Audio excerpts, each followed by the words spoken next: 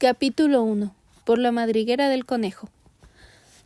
Alicia comenzaba a enfadarse de estar al lado de su hermana sin hacer nada. En una o dos ocasiones había volteado a ver el libro que su hermana leía, el cual no tenía ilustraciones ni diálogos. ¿De qué sirve un libro sin ilustraciones ni diálogos?, se preguntaba Alicia. En lo más recóndito de su cabecita pensaba todo lo que aquella calurosa tarde de verano, que invitaba al sueño, le permitía pensar.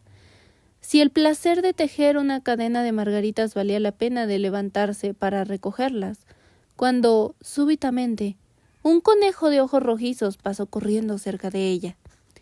Este incidente no tenía nada de raro, y Alicia pensó que tampoco tenía nada de extraño que el conejo se dijera en voz alta: ¡Ay, ay, Dios mío, qué tarde voy a llegar! Cuando más tarde pensó en esto, le extrañó que no le hubiera causado ninguna sorpresa y que, en aquel momento, le pareciera una situación muy natural. Sin embargo, cuando advirtió que el conejo sacaba un reloj de bolsillo de su chaleco y miraba la hora, y después comenzaba a correr muy apresurado, Alicia se levantó de un salto, porque acababa de advertir que nunca había visto un conejo que vistiera chaleco y aún menos con un reloj de bolsillo. Llena de curiosidad, comenzó a correr tras el conejo a través de la pradera y por fortuna pudo verlo desaparecer súbitamente en una madriguera que se abría al pie de un seto. Sin pensarlo mucho, Alicia entró por la boca de la madriguera sin pararse de pensar cómo se las iba a arreglar para salir después. En sus primeros metros, la madriguera era como un túnel que se prolongaba hacia adelante, pero después se hundía bruscamente. Tanto que, antes de que Alicia pensara en detenerse, se encontró cayendo vertiginosamente por lo que parecía un pozo demasiado profundo. O el pozo era demasiado profundo, o caía muy lentamente. La cosa es que, a medida que descendía, Alicia pudo mirar alrededor de sí con gran tranquilidad y preguntarse qué es lo que le ocurriría después. Primero intentó ver hacia abajo para saber a dónde se dirigía, pero estaba muy oscuro para poder distinguir cualquier cosa. Posteriormente centró su mirada en las paredes del pozo y advirtió que estaban cubiertas de armarios y anaqueles. Aquí y allá vio mapas y cuadros que pendían de clavos. Mientras caía, Alicia consiguió tomar un jarro de una repisa que tenía una etiqueta que decía mermelada de naranja, pero con gran desilusión advirtió que estaba vacío. No quiso dejar caer el tarro por temor de matar a alguien que se encontrara abajo, por lo que se las arregló para dejarlo en uno de los armarios a cuyo lado estaba pasando a medida que seguía cayendo. «Vaya», se dijo Alicia, «luego de una caída como esta no me importaría rodar escalera abajo. ¡Qué valiente van a pensar que soy! Ni aunque me cayera de lo alto del tejado me quejaría». Y era sumamente probable que le sucediera eso cualquier día. Alicia continuaba cayendo. ¿No terminaría nunca de caer? «Me gustaría saber cuántos kilómetros habré descendido ya», dijo en voz alta. «Debo hallarme ya cerca del centro de la Tierra. Vamos a ver. Me parece que estoy a unos 6.000 kilómetros de profundidad». Alicia habría aprendido muchas cosas de estas en la escuela, y pese a que no fuera el momento más oportuno para exponer sus conocimientos, pues nadie la podía escuchar, aprovechó el momento para recordarlos. «Sí, esa me parece que es la distancia. Sin embargo, entonces me pregunto, ¿a qué latitud y a qué longitud habré llegado?» Alicia no sabía qué significaban latitud y longitud. Sin embargo, eran palabras que sonaban muy bien y le agradaba pronunciarlas. Segundos después, prosiguió con sus reflexiones. «Quizá esté cayendo a través de toda la tierra. Sería asombroso aparecer entre personas que caminan con la cabeza hacia abajo y que son los antipáticos, creo». Esta vez se alegró mucho de que no hubiera nadie escuchando, porque algo no le parecía lógico en lo que había dicho. «Sin embargo, les preguntaré cuál es el nombre del país. Por favor, señor, ¿es esto Nueva Zelanda o Australia?» Y mientras monologaba ensayó una reverencia como si de verdad estuviese frente a una dama. Imagínense, haciendo reverencias mientras caía por el aire. ¿Podría ustedes intentarlo siquiera? Y qué ignorante pensarán que soy por preguntar. No, mejor es que me abstenga de preguntar. Tal vez lo he escrito en alguna parte. Continuaba cayendo, cayendo, cayendo. Como no tenía otra cosa en que entretenerse, pronto comenzó Alicia a hablar de nuevo. ¡Ay! ¿Cómo me va a extrañar Dina hoy por la noche? Dina era su gata. Ojalá que no olviden darle su platito de leche a la hora del té.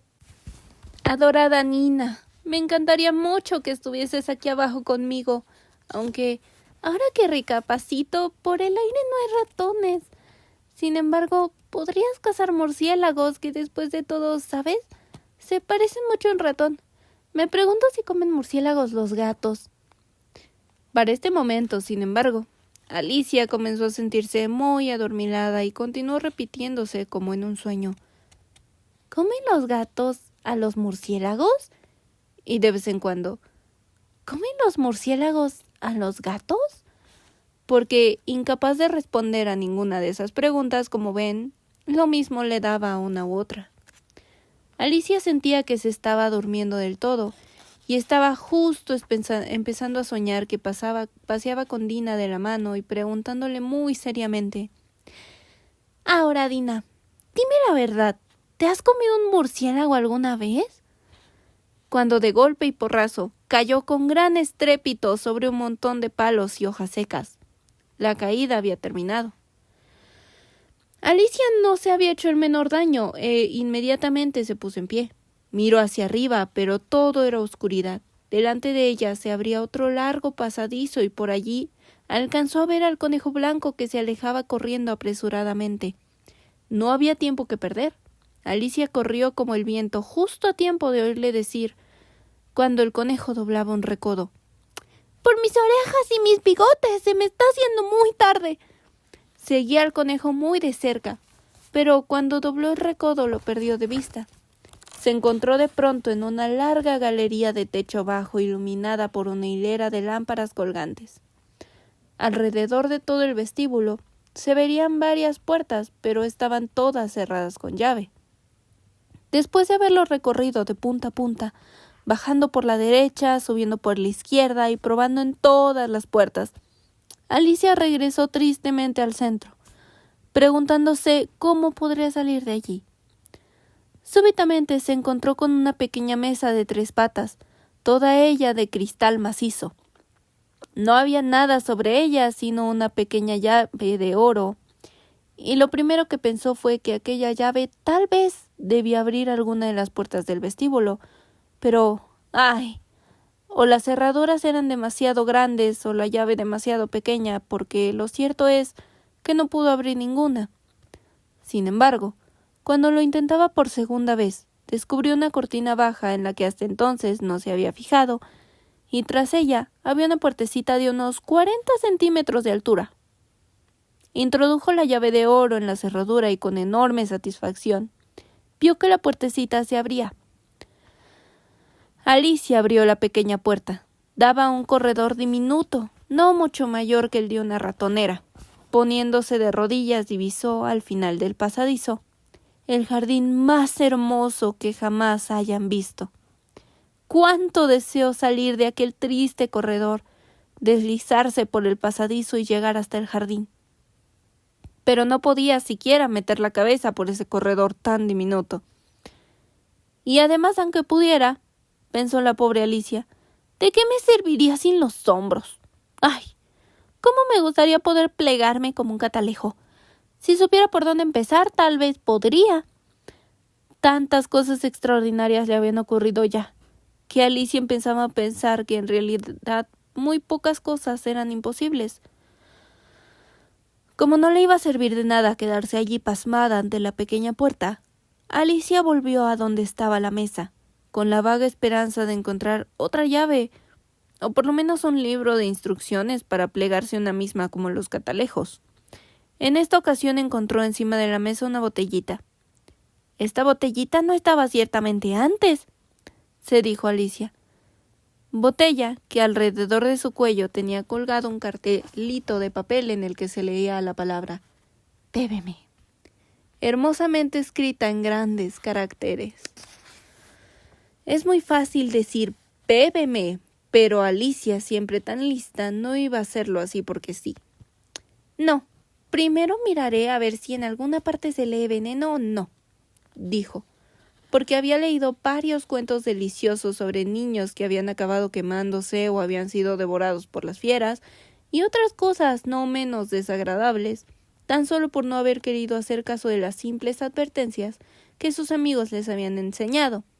Por ejemplo, que un atizador a rojo quema si se tiene demasiado tiempo en las manos, que si te haces una cortadura profunda en un dedo con una navaja generalmente sangrarás, y tampoco había olvidado Alicia que si uno se empeña en beber demasiado de una botella que diga veneno, acabará sentándole a uno mal tarde o temprano.